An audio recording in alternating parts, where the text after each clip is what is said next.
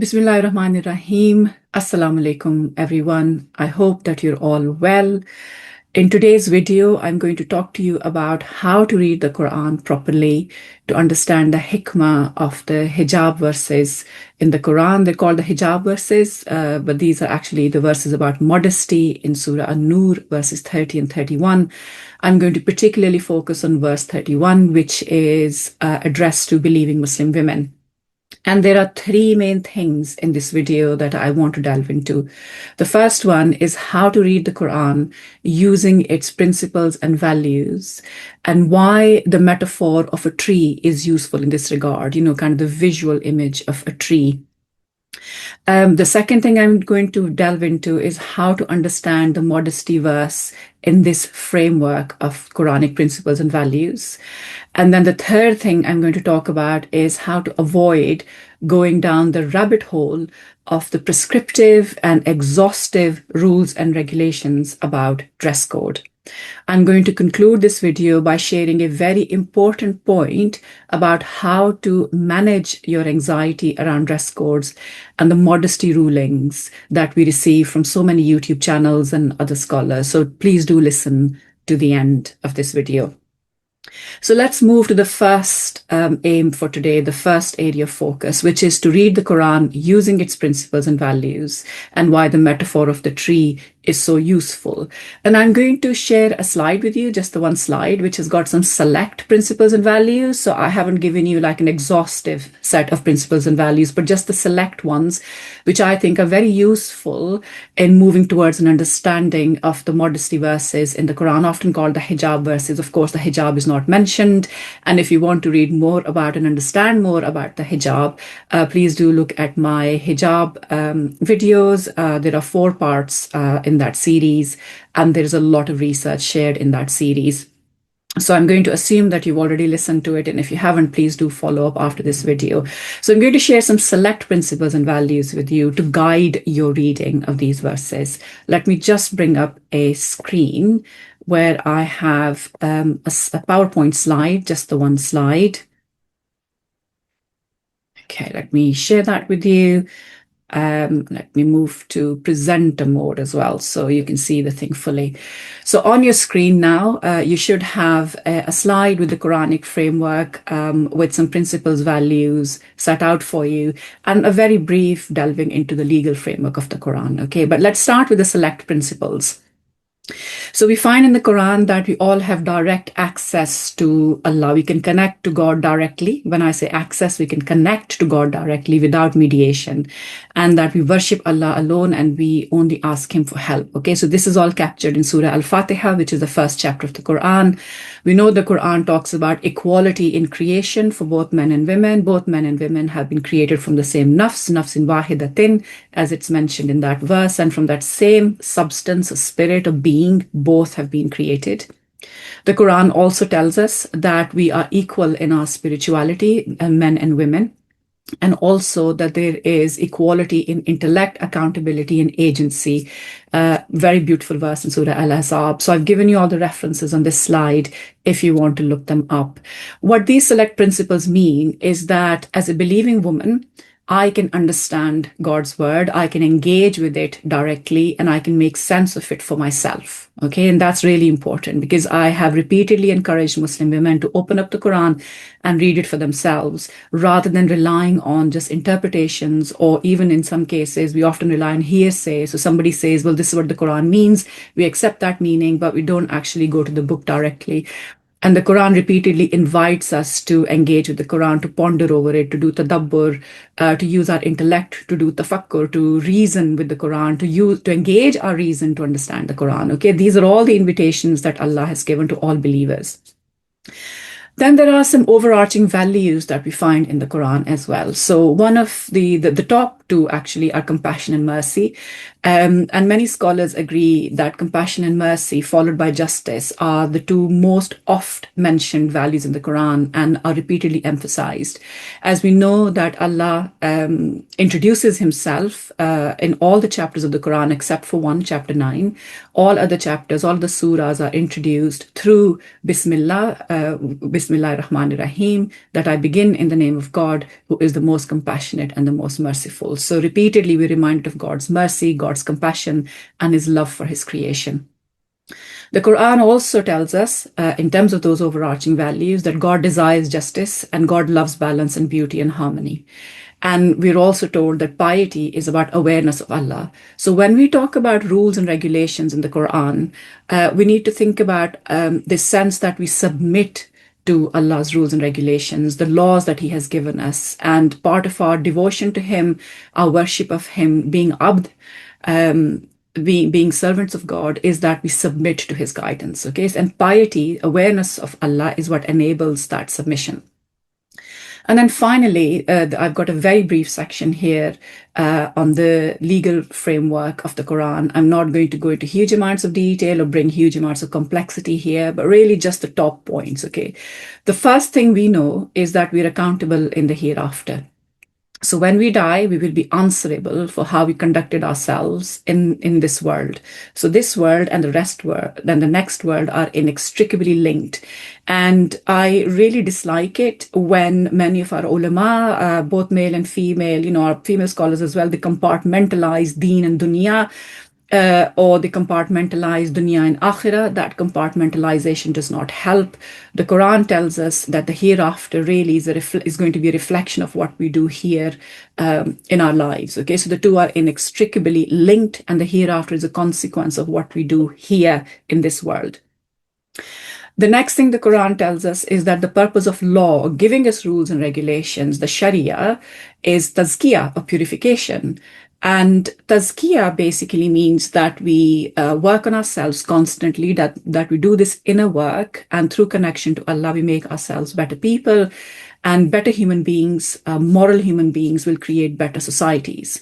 And if anyone wants to see what happens when this idea of spiritual purification and moral purification is taken out of human society, well, just look at what the world is like now in the year 2026. Under advanced capitalism, and the amount of greed that human society has accommodated over the last few decades, where a tiny elite of people who are billionaires and are trillionaires are so greedy that the whole world is paying the price for their greed, and the greed is insatiable. And what we have seen as a result of that is a complete collapse in morality and spirituality. There's like a complete collective collapse across the world. And, there is, the ICJ has already declared that there's a plausible genocide happening in Palestine. There are illegal wars of aggression happening. There is oil being snatched. There is piracy on international waters. Regime changes are taking place to control fossil fuel supply lines and fossil fuel supply and demand. Markets are being manipulated at this time. And there's so many people, hundreds of millions, who are so hungry and so poor that they cannot put food on the table, or men who are still working for slave wages. So we are seeing around us what happens collectively and globally when there is complete collapse in collective human morality and spirituality. But the Quran puts tazkiyah, purification of our nafs, purification of our base desires and control of our base desires at the heart of the purpose. That is the purpose of Sharia. And then Allah also tells us, again linking to that hereafter, that salvation is a result of tazkiyah. Okay, so when we do our tazkiyah, we can find salvation in the hereafter. We can find forgiveness in the hereafter. Allah will admit us to the gardens, to paradise, if we become better people. So tazkiyah is essential for us to find salvation in the hereafter. And the whole framework of halal and haram then rotates around tazkiyah to help us become better people. So things that have been declared haram have been declared haram because they're very, very bad for us. And Allah wants us to purify ourselves, okay? And that framework, overarching framework for halal and haram, is given in Surah Al-Araf in verse 33, and then in Surah Al-Nahl verse 90. So you will see on these slides that I've put that text in bold purple font to draw your attention to it. Another thing in the Quran, in terms of its values, which I've mentioned, is justice, or adl, fairness, and societal justice. Okay, so qist and adl And the Quranic legislation, if you look at the purpose of the law in terms of societal justice, you will find that it is always centered on uplifting the vulnerable and the oppressed. Consistently, when it comes to laws around prohibition of usury, the institution of zakat, which is redistribution of wealth, when it comes to charity, when it comes to helping those around you, when it comes to setting your slaves free, in those times, as we know, slavery was extant. All of these rules and regulations, and all the rules and regulations about women, giving them the right to inheritance, giving them the right to maintenance during their marriage and after divorce, and various other rights, even taking away the right to unilateral divorce that men had, taking that right away. All of those things uplift women because women were and still are a very vulnerable segment of human society, the vulnerable half of human society. So all Quranic laws in terms of societal justice are geared towards centering the vulnerable and uplifting the vulnerable. Okay, the laws always center the vulnerable.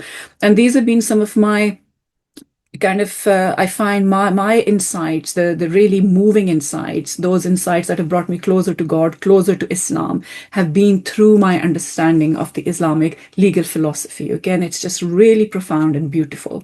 And then, of course, in the legal framework, we also find the specific and the universal. Now, if I link this to the modesty rulings, as you would be aware, if you look at my hijab series, I have said that the verses about wearing the jilbab are specific.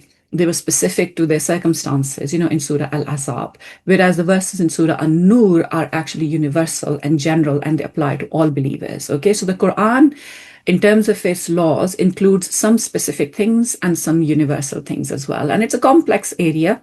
I'm not going to go into it in huge detail. Scholars have different views about it, about what is specific, what is universal, how do you identify the specific and the universal. And of course, I have my views about how to identify those. But I will share that specifically in terms of the modesty verses with you in a moment.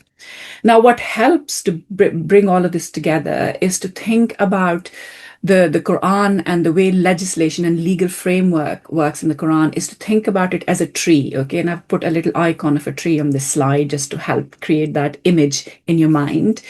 So think about those principles and values and the overarching legal framework of the Quran finding the trunk of the tree, okay? The trunk is what steadies the tree. Obviously, the rootedness of the tree is in God's revelation, but it's the trunk of the tree that brings all of this together. And then from that tree trunk, you have branches. Okay, so one of the branches, for example, in terms of law and something that has been made haram for Muslims is fahisha or indecency. Okay, so where fahisha is haram, and one of the examples of fahisha or a type of fahisha is zina.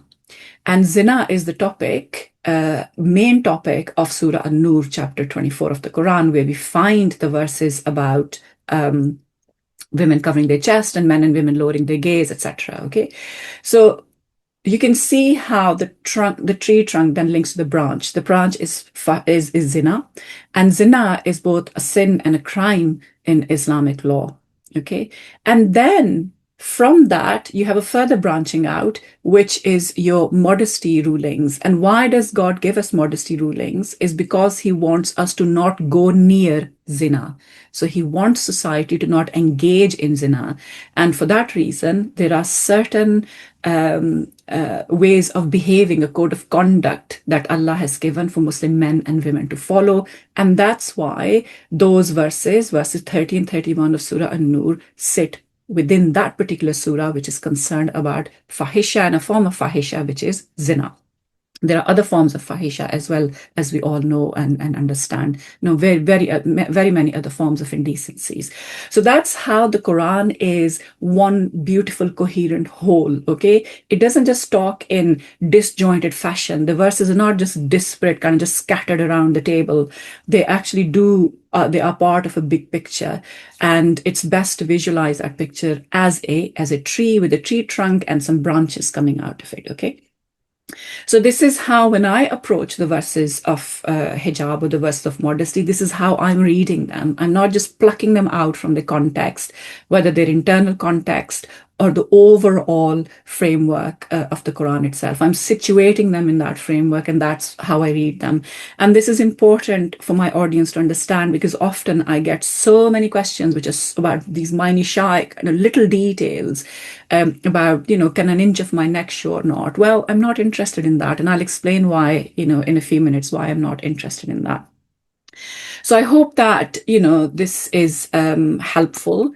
I'm going to stop sharing my screen now and go back to the next point, which is about now understanding the verses in Surah Al-Noor within this context, and remembering that the Sharia the Sharia law and rules and regulations from God want us to do tazkiyah. And why do we do tazkiyah? So we can achieve falah. Okay, falah meaning salvation in the hereafter, forgiveness in the hereafter, to be eligible to enter paradise and be forgiven by God, and to be rewarded for all of the work that we did in this lifetime, and refrained from evil deeds, and refrained from fahisha and other things which have been prohibited by the Quran. So moving to point 2 then, which is about understanding these modesty verses in this framework. So Surah An-Nur overall, as I said, starts from the very first verse, says that in this surah, I am going to give you some commands. That's the first verse. And then the second verse immediately says, and if a man or a woman commits zina, then this is the punishment for them. Then there is a lot of discussion around different kind of scenarios. One of those is when a husband accuses a wife of committing adultery, for example. That's covered as well. As we know, adultery is when zina happens, where somebody's already in a marriage and they go outside the bounds of marriage. So it's a form of transgression. They go outside the bonds of marriage and start an intimate relationship with another person that they're not married to. But zina also includes within it the meaning of sex outside marriage generally. So illicit sex, whether that's before marriage or whether it's within marriage and it's done as a form of cheating. This is then in Surah An-Nur compared with, giving into fahisha or giving into indecencies. It's like it's like living in a world which is dark. Okay, so darkness is mentioned a lot, and there is some really vivid imagery in the surah about darkness, how that darkness is experienced by people who take these paths of committing these immoralities and indecencies. And Allah says that darkness is as if somebody was drowning in a stormy sea. Waves are like billows upon billows of waves, so they can't surface from that drowning sea. And even if they surface for a moment, what they see are dark clouds around them. So even when they manage to catch a breath and surface, all they see is dark, stormy clouds. And it is so dark, pitch black, that they can't even see when their hand is extended in front of them. So there is this really vivid visual imagery that the Quran gives to explain that darkness. Okay, so it is like drowning, and then drowning in a very deep, dark ocean. And then it compares it with light. So it mentions light and nur. That is why light is mentioned, because this guidance about removing fahisha and removing indecencies from our lives, it's like removing darkness from our lives and moving towards the light. And the source of that light, of course, is Allah Himself. And there is a very, very beautiful verse, and I would love to actually share that with you. Let me just bring up Surah Noor for you, so you should be able to see this screen share. Let me just move down to verse 35 in Surah Noor. And this verse reminds us that Allah is the light of the heavens and the earth. This is one of my absolute favorite verses in the Quran. Allah is the light of the heavens and the earth, and the parable of His light is as if there were a niche, and within it a lamp. The lamp enclosed in glass, the glass as it were a brilliant star, lit from a blessed tree, an olive, neither of the east nor of the west, whose oil is well nigh luminous, though fire scarce touched it. Light upon light, Allah doth guide whom He will to His light. Allah doth set forth parables for men, and Allah doth know all things. Just how beautiful is this? And this is verse 35. And if I go up a few verses, here in verse 30 and 31, we have the rulings around lowering the gaze and guarding your modesty, your private parts, and your chastity.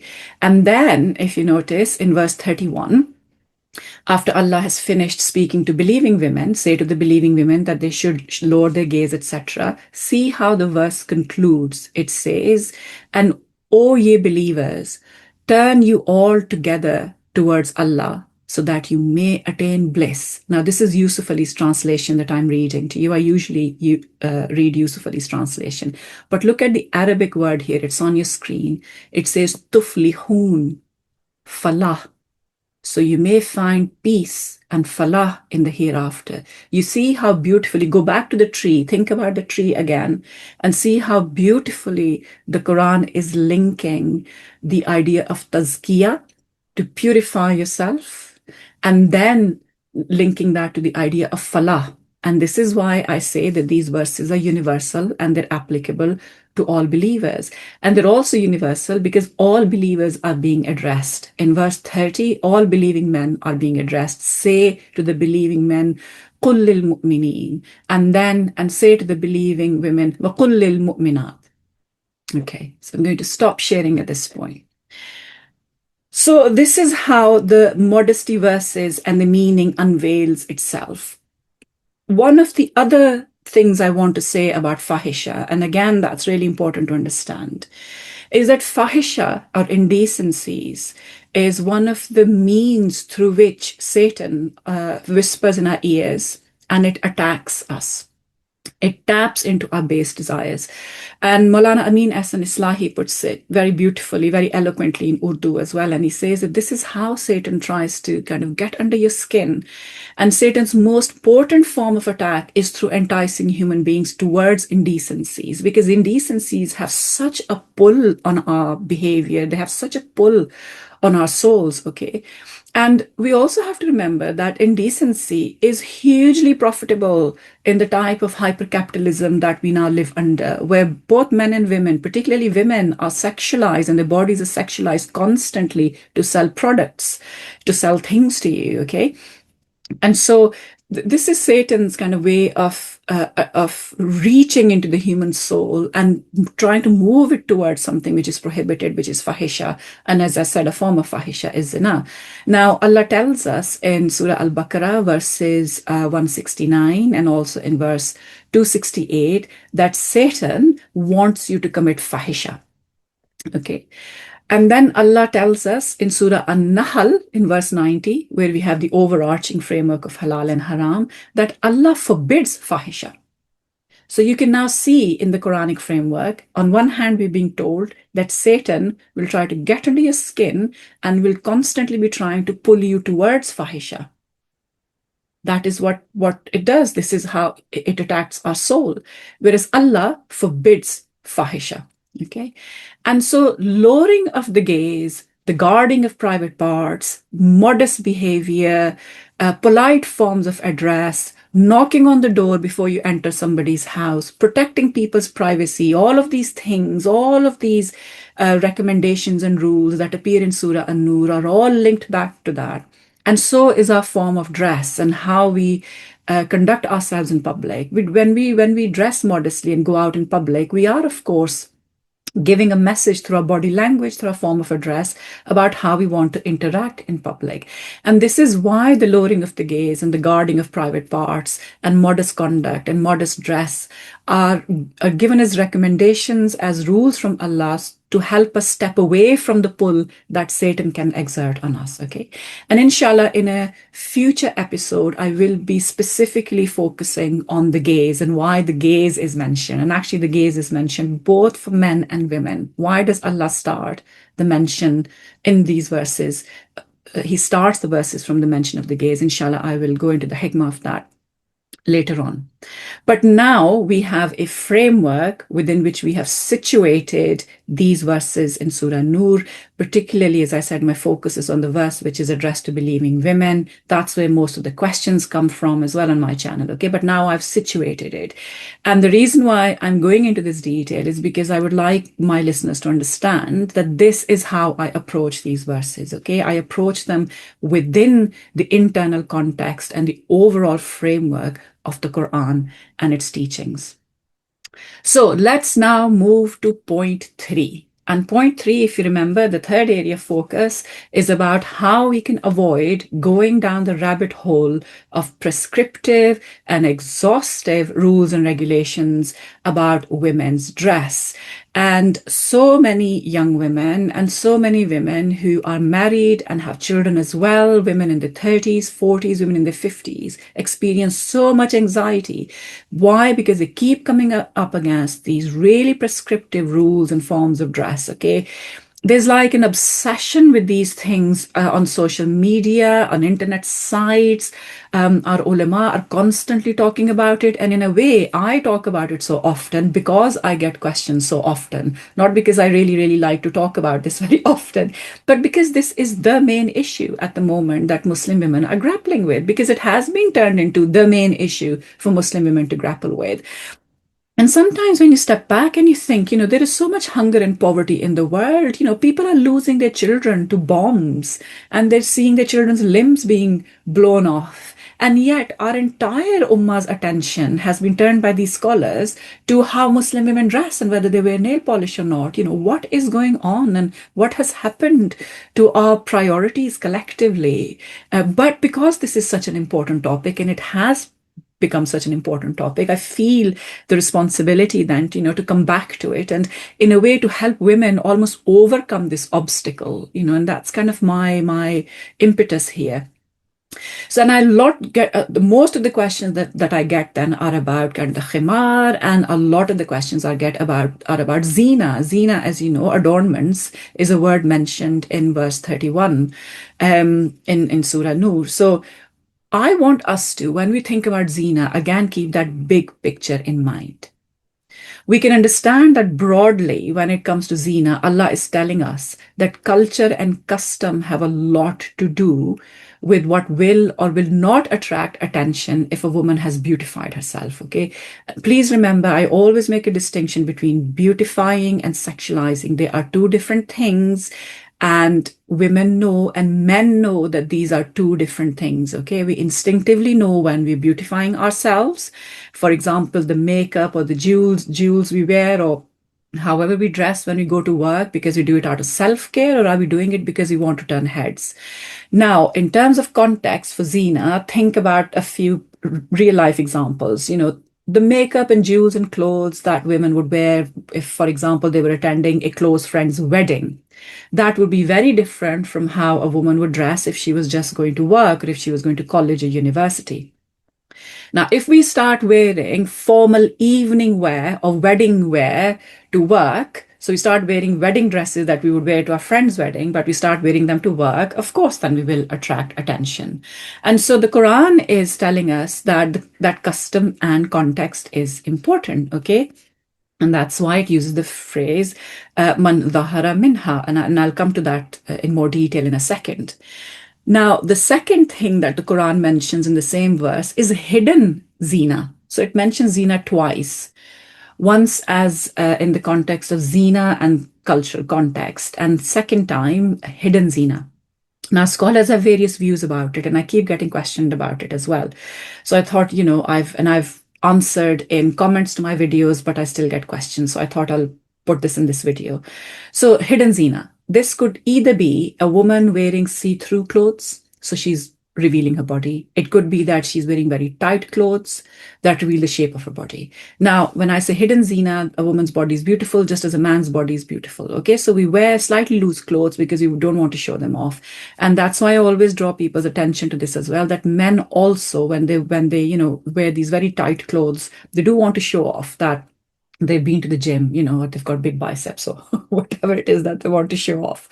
Or some men wear kind of the swimwear, which is kind of really inappropriate. So they are also revealing the shape of their body. So the hidden zina, in effect, for me means either, the shape of your body, which is to remain hidden so you can remain modest. It could also mean wearing some types of jewels or anklets or belts that jangle when women walk. Okay, and some scholars have taken that view as well.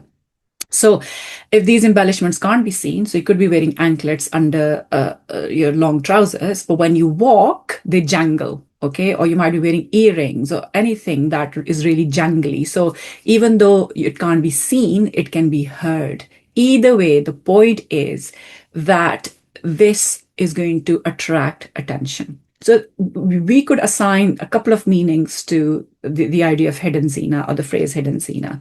But again, keeping that big picture in mind, try not to deliberately attract attention through flaunting, whatever form this flaunting takes. I think that that's probably the best way of explaining hidden zina, okay? And the Quran has addressed all believing women in verse 31. And so, as I said earlier, women know very well when they're beautifying themselves because they like self-care. They like to maintain themselves. They like to take care of themselves. They want to put a moisturizer on or some makeup on. They're going to work. They want to be smartly dressed. That is very, very different from a woman sexualizing herself because she wants to turn heads, okay? It is a turning of heads towards you. That is what the Quran is forbidding here. Now, I am not Sheikh Asim Al-Hakim, who, as we know, is kind of very funny and amusing. But I think there is a caveat around how amusing he is, because I think some of his rulings, so to speak, are probably causing some real harm. But I'm not Sheikh Asim Al-Hakim, very popular on the internet, and I'm not going to charge you $100 like he does to tell you what is haram and then give you a prescription, okay? And this is what he does. He creates new categories of haram and then he gives prescriptions to people. The other day, I came across one of his videos and I was just sat there completely taken aback. He said the other day that a man was, a married woman, for a married woman, it is haram to cut her hair if her husband likes long hair. Okay, so, you sometimes sit and, I had my head in my hands literally, and I was thinking, who are these shuyukh? Where do they come from? What level of education do they bring? How are they approaching the Quran? And why are they saying these things which could cause such harm in a marital relationship? But anyway, I'm not Sheikh Asim Al-Hakim, and I'm not going to charge you $100 for giving you prescriptive fatwa and creating a new category of haram, okay? And if a Muslim woman feels that she needs a prescription, that there are plenty of shuyukh, men and women, traditionalist women scholars as well, around on YouTube and in various mosque spaces who can give prescriptions. But I'm not interested in giving prescriptions around dress codes. Why? Because I consider it against the Quranic approach to give prescriptions and to create rules and regulations in those spaces which Allah has left open. If Allah has left a space open to believing women, why should I or anybody else then step into that space and start creating regulation? So I am more interested in the hikmah of why Allah has left space for us believing women in the phrase, man dhahara minha. In the same verse, in verse 31, why has he left that space for us women to exercise our common sense and autonomy?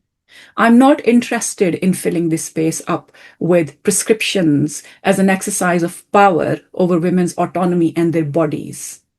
So no, I will not go into any detail about how many inches of your neck is showing or what shade of lipstick is Sharia compliant or how many strands of hair have escaped your scarf. Because I think that by doing that, by giving those prescriptions, people step into a space that Allah has left open. And Allah is the wisest of judges and the wisest of lawmakers. And I would rather trust Allah here and his wisdom and his hikmah in leaving that space open rather than giving prescriptions to people. So I'm going to finish this video on a very important reminder. And I strongly urge you to write it down somewhere where it is visible to you, maybe in your dining room or a wall in your bedroom or wherever, or in your study, so that every time you find yourself going down this rabbit hole that these ulama have created for you and for me, we're all affected by it. We all keep looking for these prescriptions and wanting to know more and more detail. So if we all start going down that rabbit hole, we can give ourselves a really lovely reminder so we can avoid experiencing the anxiety that we experience. Okay, and what is that reminder? It's a reminder for me as much as it is a reminder for you that God's silence is just as important as God's speech. Learn to sit comfortably with his wisdom. He is the wisest of judges, and he's the wisest of lawmakers. Take time to understand the rationale of why he chooses not to prescribe a dress code, why he chooses to give space to us to exercise our personal judgment and our moral judgment within our cultural and social realities, why he uses a form of speech that gives us both concrete black and white rules.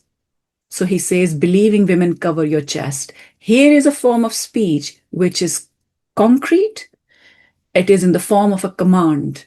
Cover your chest. And specifically the verse says, cover your cleavage. That is concrete. That is black and white.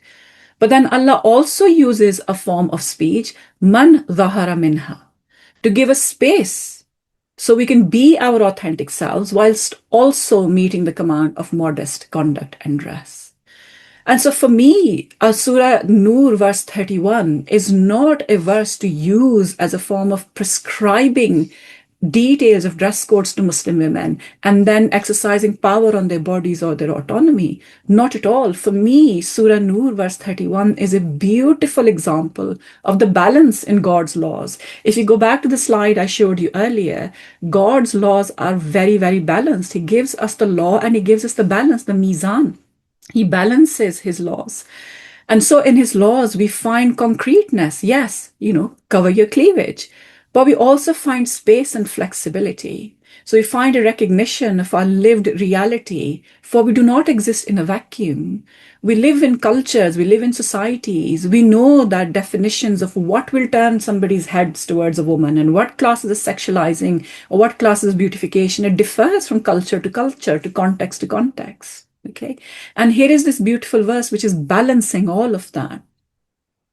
And so what we should be doing in approaching these verses is to find the hikmah in this verse and then find the link to falah in this verse, rather than going down that rabbit hole of prescriptions and prescriptive Islam. So I'm just going to repeat again, so you can jot this down somewhere, that God's silence is just as important as God's speech. When Allah leaves something open for us so we can breathe and not feel suffocated, then there is hikmah in that. When he gives us a concrete law, there is hikmah in that. So what he says is important, how he says it is important, and where he chooses to be silent and not regulate is equally as important. So if you are benefiting from the research that I share on this channel, please like and subscribe and share. And by the way, I have now hit almost 1,500 subscribers. Thank you so much for those of you who have subscribed, those of you who are sharing. About 60% of people who visit my channel are subscribing, the other 40% are not. If you're part of that other 40%, please subscribe and tell YouTube that this work is important, and share my videos as well with your friends and loved ones. You can also support my channel by becoming a member. Either you can become an explorer member or a supporter. For my supporter tier members, I share a short video every week where I reflect on the Quran, very brief videos, nothing very technical.